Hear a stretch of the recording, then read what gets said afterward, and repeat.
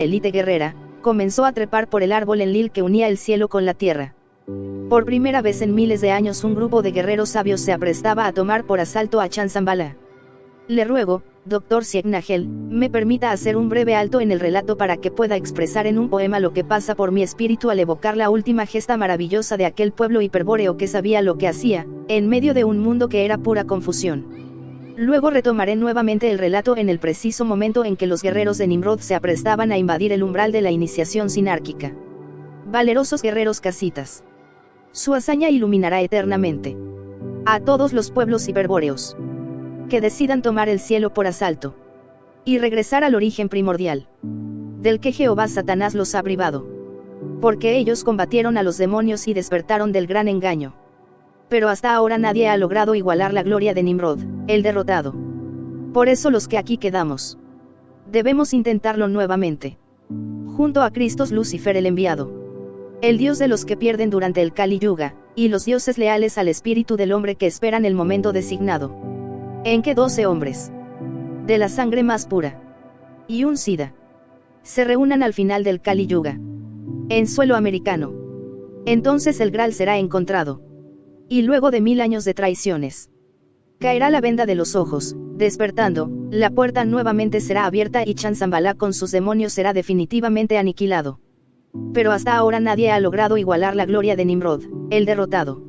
Es cierto que pocos lo intentaron, algunos iberos, algunos celtas, troyanos, aqueos, dorios o romanos, muchos godos y muchos germanos. Pero nadie hasta ahora ha logrado igualar la gloria de Nimrod el derrotado. Tal vez en Monsegur los cátaros, o los caballeros teutones, de Federico II o en Staufen, o el más grande de todos, nuestro Führer, con su eje mágico. Y un pueblo valeroso que ante nada retrocede, acaso él como nadie lo ha buscado. Y así muchos la eternidad ganaron. Y de este infierno se han marchado, pero no definitivamente. Pues una batalla final será librada. Y volverá Nimrod, junto a los grandes héroes del pasado. Odín, Wotan, y Viracocha, Heracles, Indra y Quetzalcóatl, desde el Valhalla llegarán cantando, rodeados de valquirias primorosas y música de antaño. Y ellos levantarán ejércitos enormes de vivos, inmortales y resucitados. Una sola virtud será exigida, se llama honor y dignifica al hombre que del engaño ha despertado. La guerra será esencial. Y el demiurgo y sus huestes, derrotado, liberará al fin a los espíritus eternos que de Venus llegaron, para que regresen a donde Dios espera, en un mundo que no se ha creado. Y al partir del universo de materia, de la locura, del mal y el gran engaño, los que regresan cantarán a coro las hazañas de Nimrod, el derrotado. Proseguiré ahora con el relato. El árbol Enlil poseía. Ese día el pueblo de Borsippa estuvo reunido junto al gran Sigurat y un contraste de emociones se adivinaba en todos los rostros. Los invasores casitas, cazadores y agricultores, es decir, cainitas, demostraban abiertamente su salvaje alegría por culminar una empresa que les había absorbido varias generaciones. Y en esa alegría furiosa latía el anhelo del próximo combate. Dice un antiguo proverbio ario, el furor del guerrero es sagrado cuando su causa es justa.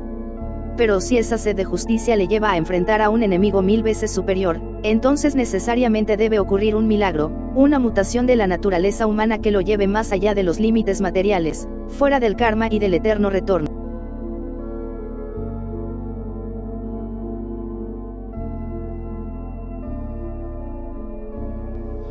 Leonidas, en las Termófilas, ya no es humano, será un héroe, un titán, un dios, pero jamás un hombre común. Por eso, el pueblo de Nimrod, en su furia santa, presentía la próxima mutación colectiva. Se sentía elevado y veía disolverse la realidad engañosa del demiurgo Enlil. Hervían de valor y así purificaban drásticamente su sangre. Y esa sangre pura, huyente de furia y de valor, al agolparse en las sienes, trae el recuerdo del origen y hace desfilar ante la vista interior las imágenes primogenias. Sustrae, en una palabra, de la miserable realidad del mundo y transporta a la verdadera esencia espiritual del hombre. En estas circunstancias mágicas no es extraño que todo un pueblo gane la inmortalidad del Valhalla. Contrastando con dicha euforia guerrera se advertía una angustia terrible, retratada en los rostros de nuestros ciudadanos. eran quienes constituían la primitiva población de Abiru de Borsippa, pastores, comerciantes, que adoraban desde siempre al demiurgo Enlil. Según sus tradiciones, Jehová Satanás había preferido al pastor Abel, despreciado al agricultor Caín, lo que es coherente, puesto que pastor es el oficio del animal hombre, hijo de Jehová, según enseña la sabiduría hiperbórea. Por estas razones, experimentaban un odio profundo contra el rey Nimrod y los iniciados cainitas, un odio como solo pueden sentir los cobardes, aquellos que, en todo semejantes a morruecos y ovejas que apacentan, se autodenominan pastores. Ese odio al guerrero es el que, disfrazado hipócritamente, exalta las virtudes del sentimentalismo, la caridad, la fraternidad, la igualdad y otras falsedades que se conocen muy bien por sufrirlas en esta civilización de pastores en que nos ha hundido el judeocristianismo y la sinarquía. Y ese odio que estoy considerando surge y se nutre de una fuente denominada miedo. Miedo y valor, he aquí dos opuestos. Ya se vio el poder transmutador del valor, cuya expresión es el valor del guerrero. El miedo, en cambio, expresa por el odio pusilánime, refinado, el que después de múltiples destilaciones da la envidia, el rencor, la maledicencia y toda clase de sentimientos insidiosos. El miedo es, pues, un veneno para la pureza de sangre, como el valor es un antídoto. La exaltación del valor eleva y transmuta, disuelve la realidad. La exacerbación del temor, en cambio, hunde en la materia y multiplica el encadenamiento de las formas ilusorias. Por eso los pastores jáviros de Borsippa murmuraban entre dientes las oraciones a Enlil, mientras, como hipnotizados de terror, contemplaban la ceremonia cainita.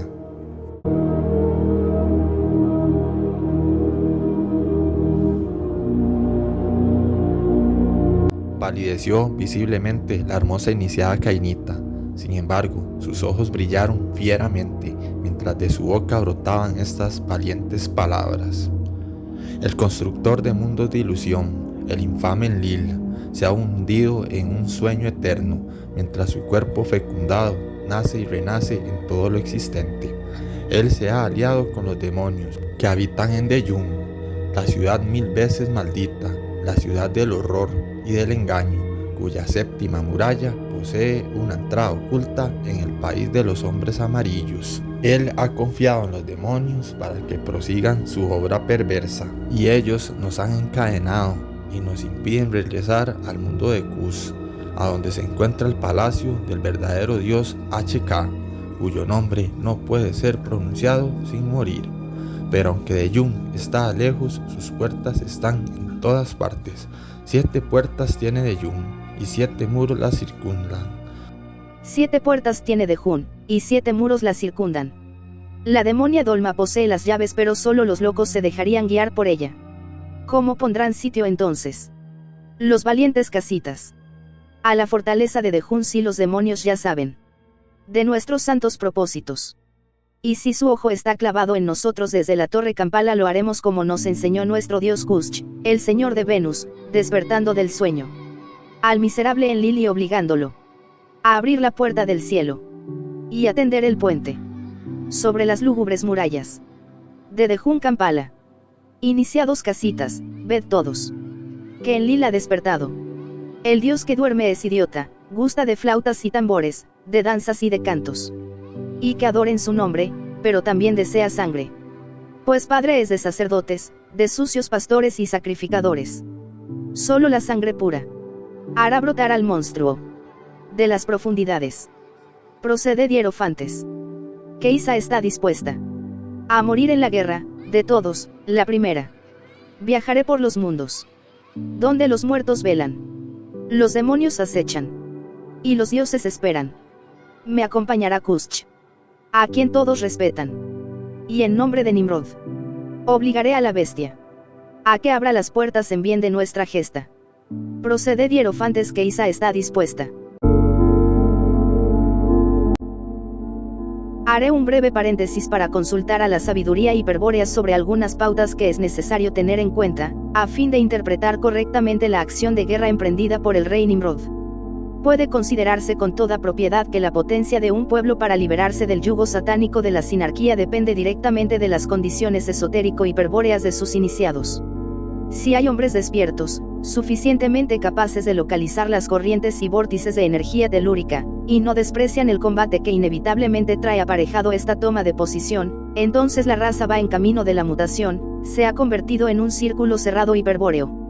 Por razones de pureza sanguínea son siempre los pueblos denominados bárbaros quienes más cerca se hallan de estas praxis hiperbóreas, pero esos mismos pueblos, en la medida que se civilizan, o sinarquizan, pierden potencia y, entonces, se debilita su posibilidad de mutación. La pureza racial hiperbórea de un pueblo se evalúa en la capacidad de sus hombres para despertar el recuerdo de sangre. La potencia racial hiperbórea de un pueblo es su capacidad de oposición a la ilusoria realidad del mundo material. Significa tomar parte activa en la guerra esencial y, por lo tanto, supone alguna concepción estratégica hiperbórea. La potencia se evalúa entonces por la claridad de los fines y objetivos estratégicos que son capaces de formular los hombres y por los pasos efectivos que se den en tal sentido. El resultado de la acción jamás se califica por alguna pauta material, más aún, la acción jamás se califica en absoluto. Para la sabiduría hiperbórea lo que importa es la estrategia, esto es, la claridad de metas y objetivos y la forma de obtenerlos, o sea, la potencia. En todo caso la acción se califica a sí misma, independientemente de los resultados. El éxito o fracaso de una acción no tienen sentido en la estrategia hiperbórea pues tales palabras remiten a conceptos elaborados a partir de una incorrecta percepción del mundo, de Maya, la ilusión. Puede ilustrar esto una antigua sentencia hiperbórea que dice: para los guerreros sabios toda guerra perdida en la tierra es una guerra ganada en otros cielos. Volviendo al concepto hiperbóreo de potencia racial puedo decir que, en general, un pueblo potente es aquel que habiendo identificado al enemigo pasa a la acción de guerra en el marco de una estrategia hiperbórea. Y, en particular, que un pueblo de gran potencia es aquel capaz de atravesar el umbral y trasladar el teatro de operaciones al plano de los inmortales. Existen muchas maneras de atravesar el umbral. Los hombres dormidos, los iniciados en el satanismo sinárquico, por ejemplo, lo hacen durante su muerte ritual, arrastrándose abyectamente ante los siniestros guardianes del umbral, mal llamados a veces veladores, vigilantes o egregoros. Luego de demostrar su evolución mediante juramentos, pactos y alianzas reciben la iluminación o sea pierden todo contacto con el origen y sufren el encadenamiento definitivo al plan universal del demiurgo Jehová Satanás. Entonces pueden atravesar el umbral y participar en 1000 ceremonias o aquelarres distintos, de acuerdo a la secta o religión que los haya iniciado, y que tienen la sorprendente característica de ocurrir solamente en la conciencia del adepto pues se trata de una miserable ilusión. Los inmortales de Chanzambala jamás harán participar a nadie en sus reuniones como no sea para destruirlo, sin embargo, no son pocos los imbéciles que creen conocer el Santa Santorum de la Fraternidad Blanca y a su instructor planetario, el Rey del Mundo. Pero hay otra manera de atravesar el umbral, que no requiere de humillaciones ni promesas y que no implica la total confusión sanguínea del hombre como en el caso de la iniciación sinárquica. Es la que consiste en plantarse orgullosamente, con las armas en la mano, ante los guardianes del umbral. Y destruirlos. Se dirá entonces pero, ¿dónde está el umbral? No se trata de un símbolo iniciático, no lo es. La estrategia sinárquica se basa en confundir, esto es, tornar oscuro lo que debería ser claro. Y una táctica muy utilizada es dar sentido irreal, simbólico, a aquello que se desea ocultar y, por otra parte, exaltar como real y concreto aquello que se desea revelar.